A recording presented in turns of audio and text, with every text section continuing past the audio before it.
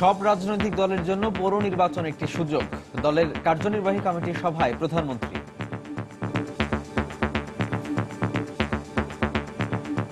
আমি চাই যে বাংলাদেশের যতগুলি রাজনৈতিক দল আছে তাদের জন্য এটা একটা সুযোগ।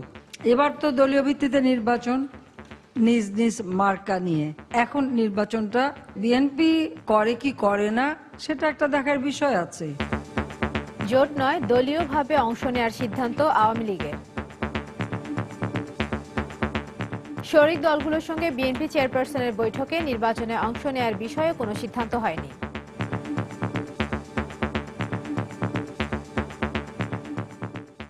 দেখছিলেন প্রধান শিরোনাম। রাত 11টার সময় সঙ্গে আছি আমি ইশরাত জাহান এবং আমি সাজিদ রাজু। এবার অন্যান্য শীর্ষ সংবাদ। বগুড়া শিবগঞ্জে শিয়া মসজিদে দুর্বৃত্তদের গুলিতে একজন নিহত, আহত আরো ৩। রংপুর দিনাজপুরে 11 ধর্মযাজককে চিঠি ও মুঠোফোনে হত্যার হুমকি। রাজধানীর হোসেনি দালানে বোমা হামলার ঘটনায় গ্রেপ্তার ৫ জেএমবি সদস্য, ৫ দিন করে রিমান্ডে। প্রধান সন্দেহভাজন বন্দুকযুদ্ধে নিহত, দাবি পুলিশের। যুদ্ধাপরাধী ইস্যুতে কমেছে আন্তর্জাতিক চাপ, দাবি পররাষ্ট্র মন্ত্রণালয়ের। সুজা আলমকে তলবের পর বাংলাদেশের হাই কমিশনারকে ডাকার সিদ্ধান্ত ইসলামাবাদের। এবং ঢাকার কেরানীগঞ্জে একই পরিবারের 4 জনকে খুনের দায়ে 4 জনের ফাঁসির আদেশ, বেকসুর খালাস 1 জন।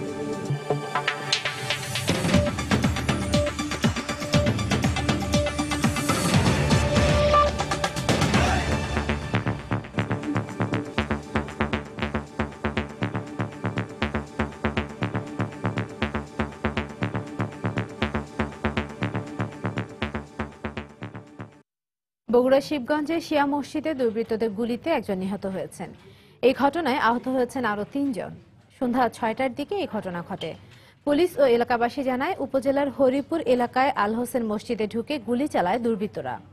এতে মোয়াজ্জেম হোসেন সহ 4 জন গুলিবিদ্ধ হন। তাদের মধ্যে একজনকে শিবগঞ্জ উপজেলা স্বাস্থ্য কমপ্লেক্সে এবং গুরুতর আহত অবস্থায় 3 জনকে বগুড়া শহীদ জিয়াউর রহমান মেডিকেল কলেজ হাসপাতালে নেওয়া হলে মোয়াজ্জেম হোসেনকে মৃত ঘোষণা করেন কর্তব্যরত চিকিৎসক।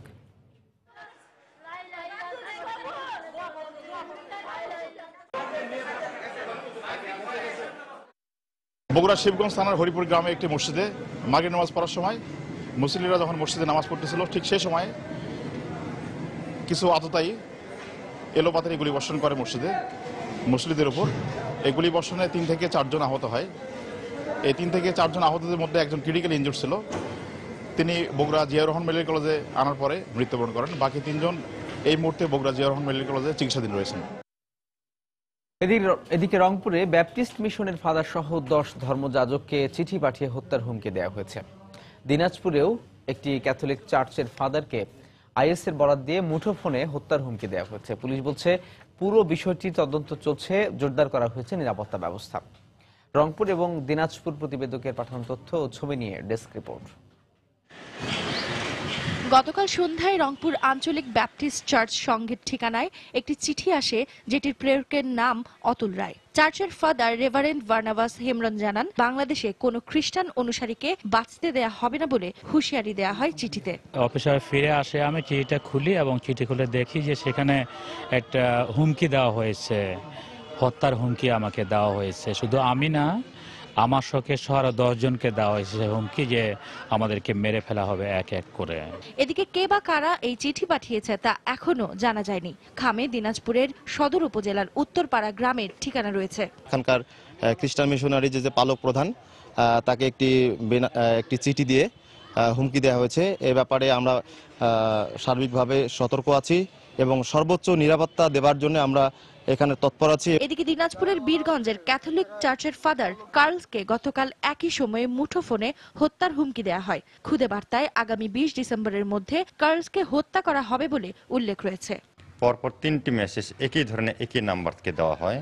সেই মেসেজটা ছিল এভাবে: ফাদার কার্লুস, আইএস এর পক্ষ থেকে সালাম নিবেন, দলের নির্দেশে আপনাকে 20 ডিসেম্বর এর মধ্যে হত্যা করা হবে। মুঠোফোনের নম্বরটির বিষয়ে তদন্ত শুরু হয়েছে বলে জানিয়েছে পুলিশ। যে নাম্বারটা দিছে সেই নাম্বারটা নেই এবং যে হুমকিদাতাকে শনাক্ত করার জন্য পর্যাপ্ত পরিমাণ প্রচেষ্টা অব্যাহত আছে। গত 18 নভেম্বর দিনাজপুরে দুর্বৃত্তদের গুলিতে ইতালিয়ান নাগরিক ডাক্তার পিয়েরে পারোলারি গুরুতর আহত হন। তিনি স্থানীয় একটি মিশনে চিকিৎসকের দায়িত্ব পালন করতেন। এর আগে পাবনায় ধর্মযাজক লুক সরকারের গলা কেটে হত্যার চেষ্টা করা হয়। সাবিহানিপা, সময় সংবাদ। জামায়াত শিবিরের আর্থিক সহযোগিতায় একের পর এক নাশকতা চালাচ্ছে জেএমবি। হোসেনি দালানে বোমা হামলা এবং আশুলিয়ায় চেকপোস্টে পুলিশ হত্যার সঙ্গে জড়িত থাকা জেএমবির 5 সদস্যকে গ্রেপ্তারের পর সংবাদ সম্মেলনে এ দাবি করেছে ঢাকা মহানগর গোয়েন্দা পুলিশ। এছাড়া এই চক্রটি মিরপুরে দারুস সালামে পুলিশ হত্যা ও পিডিবির সাবেক চেয়ারম্যান খিজির খান হত্যার সঙ্গে জড়িত বলেও দাবি পুলিশের। এই চক্রের প্রধান জেএমবির সামরিক শাখা প্রধান আলবানি পুলিশের সঙ্গে বন্দুকযুদ্ধে মারা গেছে। মহররমের রাতে হোসেনি দালানে বোমা হামলা, আশুলিয়ার বারুইপাড়ায় ও মিরপুরের দারুস সালামে চেকপোস্টে হামলা চালিয়ে পুলিশ সদস্য হত্যা কিংবা পিডিবির সাবেক চেয়ারম্যান খিজির হত্যা, সবগুলো ঘটনার পেছনে ছিল জেএমবির সামরিক শাখার প্রধান আলবানি ওরফে শাহাদাত ওরফে মাহফুজ। আর সেই আলবানিকে ধরতে অভিযানে গেলে বুধবার রাতে বন্দুকযুদ্ধে মারা যায় সে, এমনই দাবি গোয়েন্দা কর্মকর্তার। তবে বুধবার বিকেল থেকে বৃহস্পতিবার ভোররাত পর্যন্ত রাজধানীর মিরপুর, আব্দুল্লাপুর, গুলিস্তান ও কামরাঙ্গীরচর এলাকায় অভিযান চালিয়ে সংগঠনটির 5 জনকে গ্রেফতার করা হয় বলে জানায় পুলিশ। উদ্ধার করা হয় পিস্তল ও গোলাবারুদ। বেশ কিছুদিন ধরে ঢাকা ও এর আশপাশে বাড়ি ভাড়া নিয়ে সাংগঠনিক ও প্রশিক্ষণ কার্যক্রম চালিয়ে আসছিল জেএমবি, দাবি পুলিশের। মাহফুজ ওরফে শাহাদাত ওরফে আলবানি ওরফে মেম্বার, সে ছিল মূলত মূল পরিকল্পনাকারী। এই শাহাদাত নিজেই ওখান থেকে কবরস্থানের ভিতর থেকে গ্রেনেড ছুড়েছিল। গোয়েন্দা কর্মকর্তা আরো জানান, ইসলামী ছাত্র শিবিরের কিছু কর্মী জেএমবির সঙ্গে একীভূত হয়েছে। ইসলামিক ছাত্র শিবিরের বেশ কিছু ছেলে আন্ডারগ্রাউন্ড হয়ে তারা এই জঙ্গি সংগঠনে ইনফিলট্রেট করেছে। অনুমান করছি যে অর্থের একটা বড় অঙ্কের অর্থ এদের কাছে এসেছে, যেগুলো দিয়ে তারা মোটরসাইকেল কিনেছে। হোসেনি দালান বোমা হামলার সঙ্গে জড়িত 3 জনকে এখনো গ্রেফতার করতে না পারা, জেএমবির সামরিক প্রধানের বন্দুকযুদ্ধে নিহত হওয়া, এই প্রেক্ষাপটে জেএমবির নতুন করে সংগঠিত হওয়ার চেষ্টা পুরোপুরি ভেঙে দেওয়া সম্ভব হলো কিনা প্রশ্ন ছিল তার কাছে।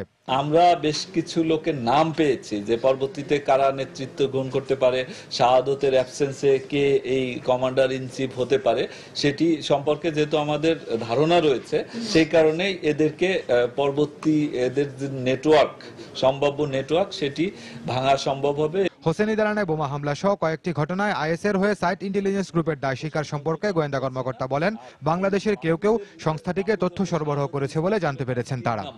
তার আগে 2 জন। খান মোহাম্মদ রুমেল, সময় সংবাদ, ঢাকা। সব রাজনৈতিক দলের জন্যই পৌর নির্বাচন একটি সুযোগ, এমন মন্তব্য করে প্রধানমন্ত্রী শেখ হাসিনা বলেছেন, নির্বাচনে বিএনপি না এলে তাদের দলের জন্য ক্ষতি হবে। সন্ধ্যায় গণভবনে আওয়ামী লীগের কার্যনির্বাহী কমিটির সভার উদ্বোধনী বক্তব্যে তিনি একথা বলেন। এ সময় শেখ হাসিনা বলেন, আওয়ামী লীগ সব দলের অংশগ্রহণে স্থানীয় সরকার নির্বাচন চায়। বৈঠকে আওয়ামী লীগের পৌর নির্বাচনের প্রার্থী বাছাইয়ের প্রক্রিয়া নিয়ে আলোচনা ও সিদ্ধান্ত হয়। আওয়ামী লীগ সভাপতি শেখ হাসিনার সভাপতিত্বে বৈঠকে সাধারণ সম্পাদক সৈয়দ আশরাফুল ইসলাম সহ কার্যনির্বাহী কমিটির সদস্যরা অংশ নেন।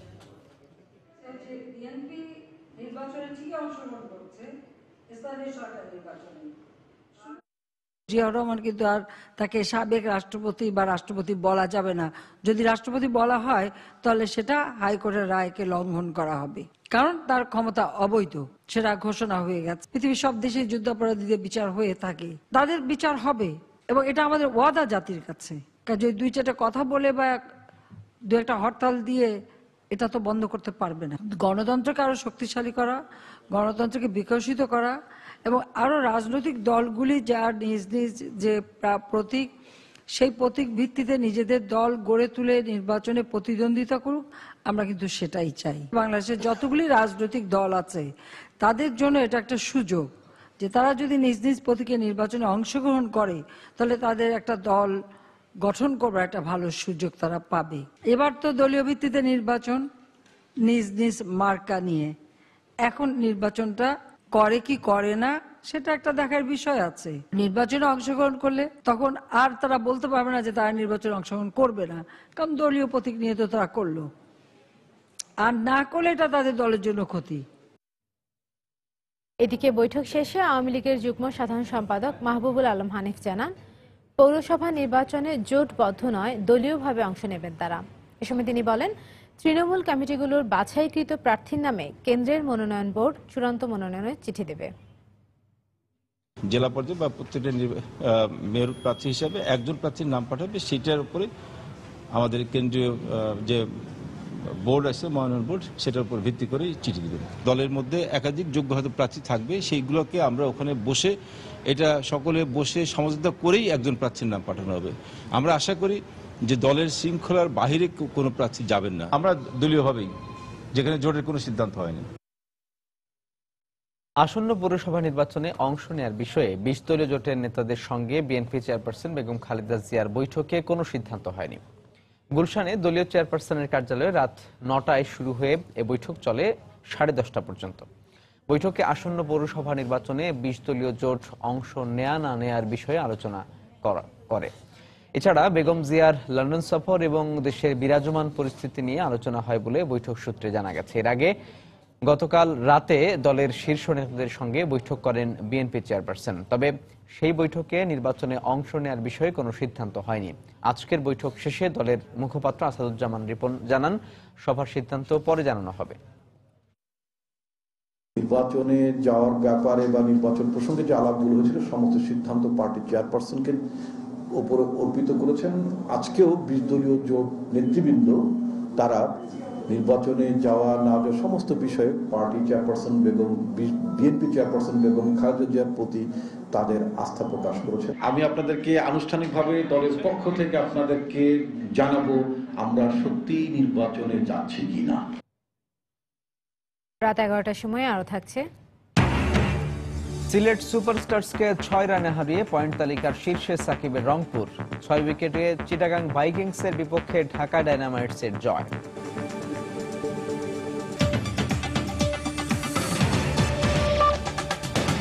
যুদ্ধাপরাধী বিএনপি নেতা সালাউদ্দিন কাদের চৌধুরী ও জামাত নেতা আলবদর কমান্ডার আলী আহসান মোহাম্মদ মুজাহিদের মৃত্যুদণ্ড কার্যকর না করতে কোনো দেশের সরাসরি চাপ ছিল না বলে জানিয়েছে পররাষ্ট্র মন্ত্রণালয়। এ বিষয়ে আগের চেয়ে আন্তর্জাতিক চাপ কমে এসেছে বলেও দাবি পররাষ্ট্র প্রতিমন্ত্রীর।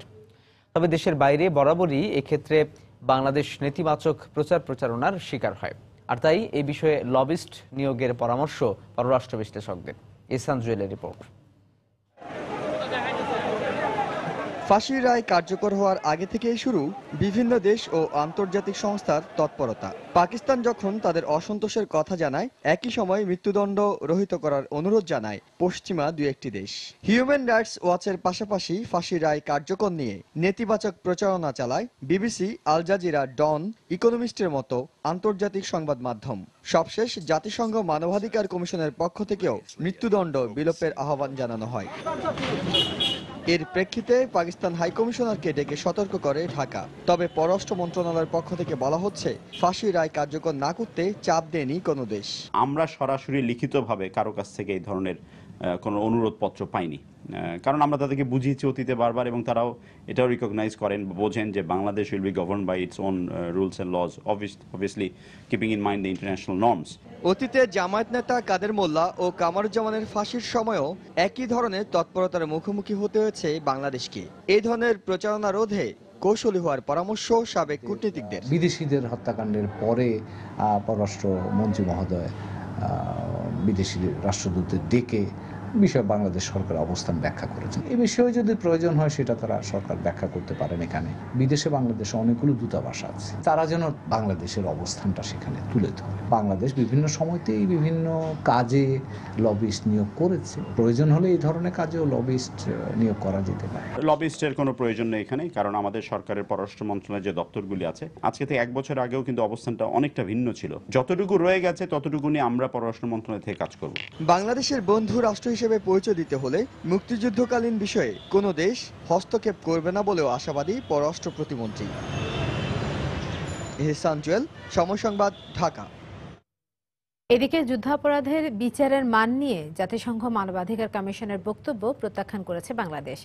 দুপুরে পররাষ্ট্র মন্ত্রণালয়ের পক্ষ থেকে পাঠানো এক সংবাদ বিজ্ঞপ্তিতে এই বক্তব্যকে দুঃখজনক বলেও অভিহিত করা হয়েছে।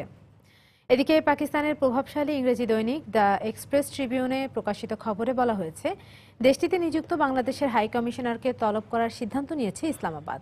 এহসান জুয়েলের আরও একটি রিপোর্ট। মানবতা বিরোধী অপরাধে মৃত্যুদণ্ডপ্রাপ্ত বিএনপি নেতা সালাউদ্দিন কাদের চৌধুরী এবং জামায়াত নেতা আলী হাসান মোহাম্মদ মুজাহিদের ফাঁসি রায় কার্যকরের পর এক ব্রিফিংয়ে ট্রাইব্যুনালের বিচারের মান নিয়ে প্রশ্ন তোলে জাতিসংঘের মানবাধিকার কমিশন। একই সময়ে জাতিসংঘ মহাসচিবের মুখপাত্রের ব্রিফিংয়ে বাংলাদেশে মৃত্যুদণ্ড কার্যকরের প্রথা বিলোপ করার আহ্বান জানানো হয়। বৃহস্পতিবার জাতিসংঘের এই বক্তব্য প্রত্যাখ্যান করেছে বাংলাদেশের পররাষ্ট্র মন্ত্রণালয়। যথাযথ নিয়ম মেনেই বাংলাদেশে মানবতা বিরোধী অপরাধের বিচার সম্পন্ন করা হচ্ছে দাবি করে সরকার বলছে, এই বিচারের মাধ্যমে বিচারহীনতার সময় থেকে বের হয়ে আসার সুযোগ তৈরি হচ্ছে। বিজ্ঞপ্তিতে বলা হয়, 4 দশক আগে ঘটে যাওয়া নৃশংস ঘটনার বিচারকে যখন বিশ্বব্যাপী স্বাগত জানানো হচ্ছে, তখন একটি অংশের এই বিচার নিয়ে প্রশ্ন তোলা দুর্ভাগ্যজনক। এদিকে পাকিস্তানের একটি দৈনিক বলছে, ফাঁসি রায় কার্যকরের পর দেশটির পররাষ্ট্র মন্ত্রণালয়ের ক্ষোভের পর এবার সংসদেও আলোচনা হয় এই বিষয়ে। আলোচনায় পিটিআইয়ের সংসদ সদস্য শিরিন মাজারি ঢাকায় নিযুক্ত পাকিস্তানের হাই কমিশনারকে প্রত্যাহার করার দাবি জানান। দেশটির সরকার দলীয় সংসদ সদস্য শেখ আফতাব আহমেদ জানান, সংসদ সদস্যরা সর্বসম্মতিক্রমে ফাঁসির ঘটনায় নিন্দা জানানোর সিদ্ধান্ত নিয়েছে। আর এই উদ্বেগ জানাতে তারা সিদ্ধান্ত নিয়েছেন ইসলামাবাদে নিযুক্ত বাংলাদেশের হাই কমিশনার সোহরাব হোসেনকে ডেকে পাঠানোর। ইহসান জুয়েল, সময় সংবাদ, ঢাকা। বাংলাদেশের ব্লগার হত্যাকাণ্ড ও মানবাধিকার বিষয়ে উদ্বেগ জানিয়েছে ইউরোপীয় ইউনিয়নের পার্লামেন্ট সদস্যরা। একই সঙ্গে চলমান সংকট সমাধানে সব দলের অংশগ্রহণে একটি বিশ্বাসযোগ্য, সুষ্ঠু ও স্বচ্ছ নির্বাচন আয়োজনে সরকারের প্রতি জোরালো আহ্বান জানিয়েছে ইউরোপীয় পার্লামেন্ট। বৃহস্পতিবার ব্রাসেলসে ইইউ পার্লামেন্টে সম্প্রতি বাংলাদেশে বিদেশি হত্যার ঘটনায়ও নিন্দা জানিয়ে এসব হত্যাকাণ্ডে জড়িতদের দ্রুত খুঁজে বের করে বিচারের মুখোমুখি করতে সরকারের প্রতি আহ্বান জানানো হয়। এছাড়াও এদিন বাংলাদেশে মত প্রকাশের স্বাধীনতার গুরুত্ব তুলে ধরে গণমাধ্যম বিষয়ক নতুন নীতিমালা প্রত্যাহার, মানবাধিকার সংস্থাগুলোকে কাজের সুযোগ করে দেয় এবং মত প্রকাশের স্বাধীনতা নিশ্চিত করার আহ্বান জানানো হয় ইউরোপীয় পার্লামেন্টের পক্ষ থেকে। জঙ্গিবাদ ও যুদ্ধাপরাধ ইস্যুতে চীন বাংলাদেশের পাশে রয়েছে বলে মন্তব্য করেছেন জনপ্রশাসন মন্ত্রী ও আওয়ামী লীগের সাধারণ সম্পাদক সৈয়দ আশরাফুল ইসলাম। দুপুরে রাজধানীর সোনারগাঁও হোটেলে চীনের কমিউনিস্ট পার্টির এক প্রতিনিধি দলের সঙ্গে বৈঠক শেষে সাংবাদিকদের তিনি এই কথা বলেন। এ সময় সৈয়দ আশরাফ আরও বলেন, চীনের সঙ্গে বাংলাদেশ সরকার ও আওয়ামী লীগের সম্পর্ক আরও দৃঢ় হচ্ছে।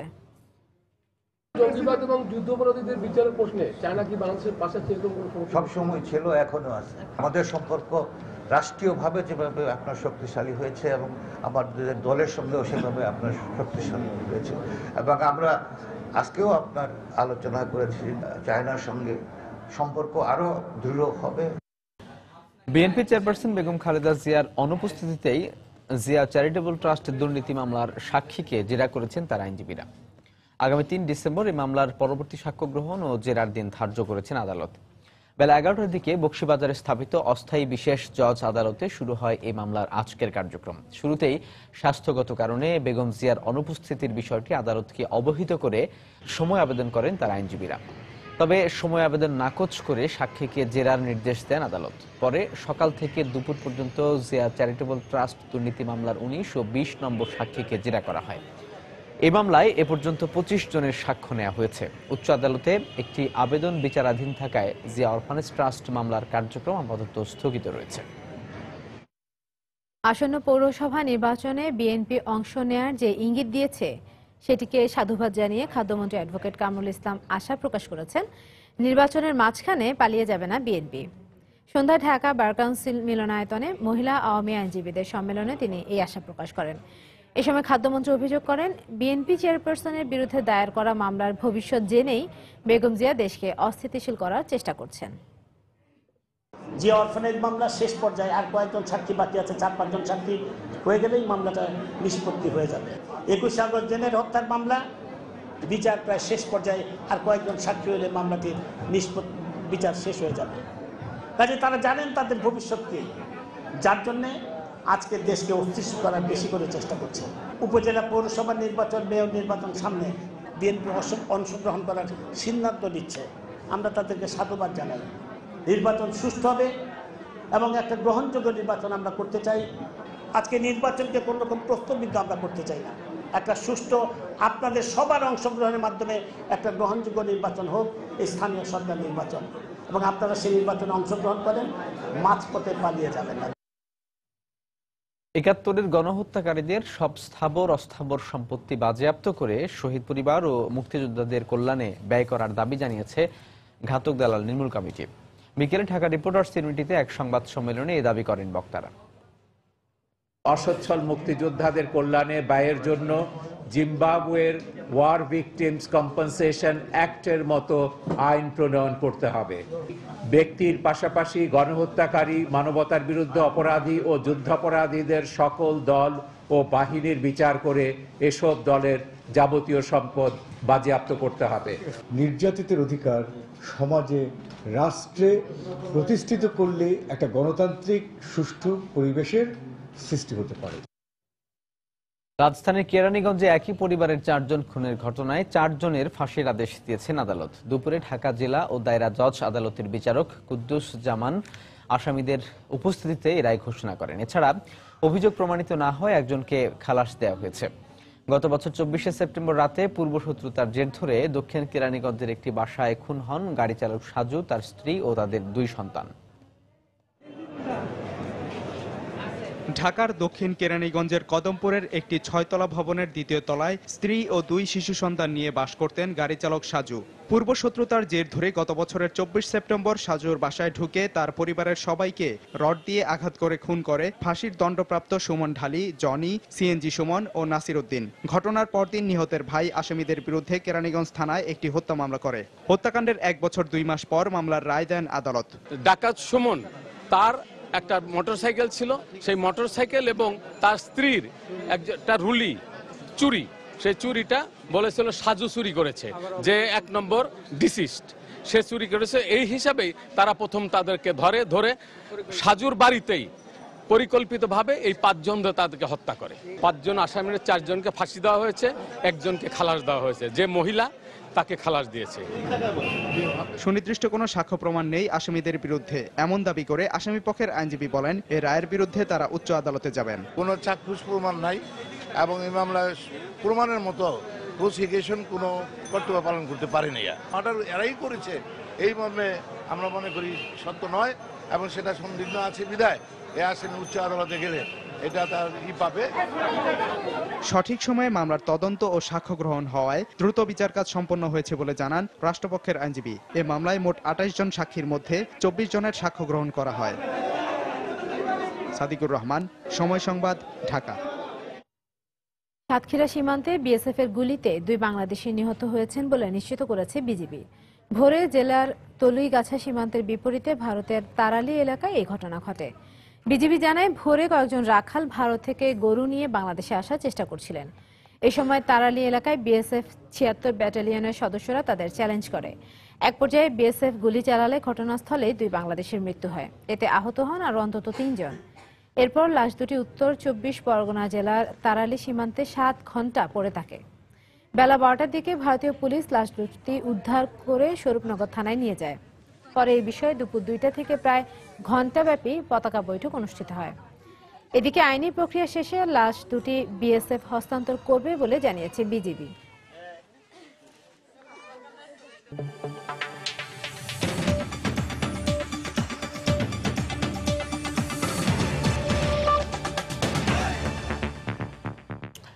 তুরস্কের আকাশসীমা লঙ্ঘনের অভিযোগ অস্বীকার করে এ বিষয়ে দেশটির বিমান কর্তৃপক্ষের কাছ থেকে কোনো ধরনের সতর্কতা পাননি বলে দাবি করেছেন তুরস্কের ছোড়া গোলার আঘাতে ভূপাতিত রুশ বিমানের বেঁচে যাওয়া পাইলট কনস্টান্টিন মুরাখতিন। যদিও বিমানটিতে ভূপাতিত করার আগে অন্তত 10 বার এই পাইলটকে সতর্ক করা হয়েছিল বলে দাবি। এর আগে একটি অডিও টেপও প্রকাশ করেছে তুরস্ক। বুধবার রুশ টেলিভিশনকে এই কথা জানান তিনি। বিমানটি ভূপাতিত হওয়ার 12 ঘন্টা পর বিশেষ বাহিনীর সহায়তায় ঘটনাস্থল থেকে উদ্ধার করা হয় মুরাখতিনকে। এই ঘটনায় বিমানটির নিহত অপর পাইলটের মৃতদেহের বিষয়ে এখনো নিশ্চিত করে কিছু জানা যায়নি। এদিকে এই ঘটনার জেরে তুরস্কের সঙ্গে সব ধরনের সামরিক ও অর্থনৈতিক সহযোগিতা বাতিলের ঘোষণা দিয়েছে রাশিয়া। সেই সঙ্গে বিমান ভূপাতিত করার প্রতিবাদে দেশটিতে বেশ কিছু পণ্য রপ্তানি বাতিলের পরিকল্পনার কথাও জানিয়েছে রুশ কর্তৃপক্ষ। যদিও এই ইস্যুটি নিয়ে রাশিয়া তুরস্কের সঙ্গে যুদ্ধে জড়াতে চায় না বলে মন্তব্য করেছেন রুশ পররাষ্ট্রমন্ত্রী সের্গেই ল্যাভরভ।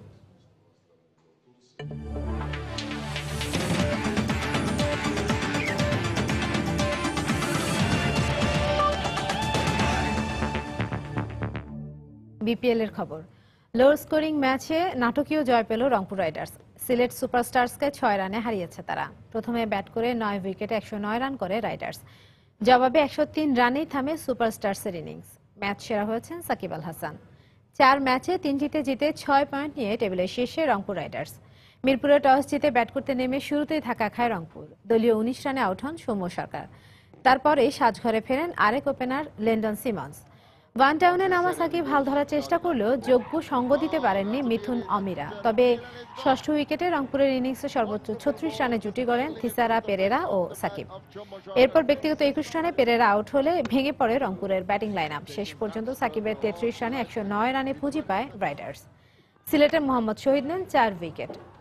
জবাব দিতে নেমে শুরুটা ভালো হয়নি সিলেটের। দলীয় 5 রানে আউট জোশুয়া কোব।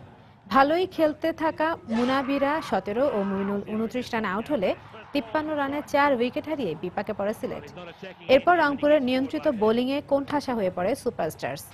সাকিবের দারুণ বোলিং আর নেতৃত্বে শেষ পর্যন্ত সিলেট সুপারস্টার্স গুটিয়ে যায় 103 রানে। সাকিব নেন 3 উইকেট। এদিকে দিনের দ্বিতীয় ম্যাচে আবারও হারের মুখ দেখল চট্টগ্রাম ভাইকিংস। বিপিএল এ দিনের দ্বিতীয় ম্যাচে চট্টগ্রামকে 6 উইকেটে হারিয়েছে ঢাকা ডায়নামাইটস। আগে ব্যাট করে ব্যাটসম্যানদের ব্যর্থতায় মাত্র 92 রানে অল আউট হয় চট্টগ্রাম ভাইকিংস। জবাবে ব্যাট করতে নেমে 17 বল হাতে রেখে 4 উইকেট হারিয়েই ম্যাচ জিতে নেয় ঢাকা ডায়নামাইটস। 4 ম্যাচে এটি চট্টগ্রামের তৃতীয় হার। অন্যদিকে 3 ম্যাচে 2 জয়ে 4 পয়েন্ট নিয়ে টেবিলের চতুর্থ স্থানে উঠে এসেছে ঢাকা। টস জিতে ব্যাট করতে নেমে শুরুটা মোটেও ভালো হয়নি চিটাগাংয়ের। ঢাকার বোলারদের বোলিং তাণ্ডবে নিয়মিত বিরতিতে উইকেট হারায় চিটাগাং। দলীয় 21 রানেই প্রথম সারির 3 ব্যাটসম্যানকে হারিয়ে বিপর্যয়ে পড়ে তারা। দলের হয়ে দিলশান 20 ও নাইম ইসলাম সর্বোচ্চ 29 রান করেন। বাকিরা ব্যর্থ হওয়ায় 8 বল হাতে থাকতেই মাত্র 92 রানে অল আউট হয় চিটাগাং। জবাবে ব্যাট করতে নেমে দারুণ শুরু করে ঢাকা। সৈকত ও সাদমানের উদ্বোধনী জুটিতে আসে 45 রান। এরপর 23 রানে সৈকত শফিউলের শিকার হয়ে ফিরে যান। তবে সাদমানের 45 ও নাসির জামশেদের 12 রানে মাত্র 4 উইকেট হারিয়ে সহজ জয় পায় ঢাকা ডায়নামাইটস। রাতের সময় পর্যায়ে শীর্ষ সংবাদ জানিয়ে দিচ্ছি আরো একবার। সব রাজনৈতিক দলের জন্য পৌর নির্বাচন একটি সুযোগ। দলের কার্যনির্বাহী কমিটির সভায় প্রধানমন্ত্রী।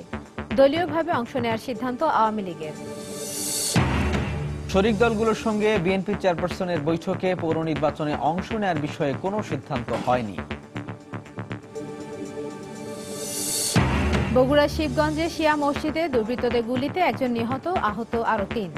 রংপুর দিনাজপুরে 11 ধর্মযাজককে চিঠি ও মুঠোফোনে হত্যার হুমকি। রাজধানীর হোসেনি দালানে বোমা হামলার ঘটনায় গ্রেপ্তার 5 জেএমবি সদস্য 5 দিন করে রিমান্ডে। প্রধান সন্দেহভাজন বন্দুকযুদ্ধে নিহত দাবি পুলিশের। এবং যুদ্ধাপরাধী ইস্যুতে কমেছে আন্তর্জাতিক চাপ, দাবি পররাষ্ট্র মন্ত্রণালয়ের। সুজা আলমকে তলবের পর বাংলাদেশের হাই কমিশনারকে ডাকার সিদ্ধান্ত ইসলামাবাদের। দর্শক, এই ছিল রাত 11টার সময়। যে কোনো খবর পেতে ভিজিট করুন সময় নিউজ.tv। সঙ্গে থাকুন সময়।